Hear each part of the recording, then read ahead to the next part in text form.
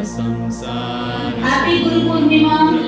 Mata, Pita, Guru, Deva. That means Mata means what? Mother. Pita, Guru, teachers. Deva means God. So even first you should give respect to mother, father, then teachers. Afterwards only even God will come. God will come after teachers. So teachers are so important for you.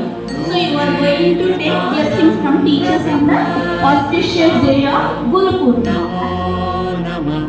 Shri Guru Padukabhyam Natayayo Shri Patitam Samiyo Kadachedapyashu Daridravanya Mukascha Vajas Patitam Hitabhyam Namo Namah Shri Guru Padukabhyam Kali Kanika Shapada Vridabhyam Nana Vimohadi Nivarikabhyam Janabhishtakati Pradabhyam Namo Namah Shri Guru Padukabhyam Kripali Mauli Rajaratna Kanti Sarit Viraja Jashakanyakabhyam Kripat Padabhyam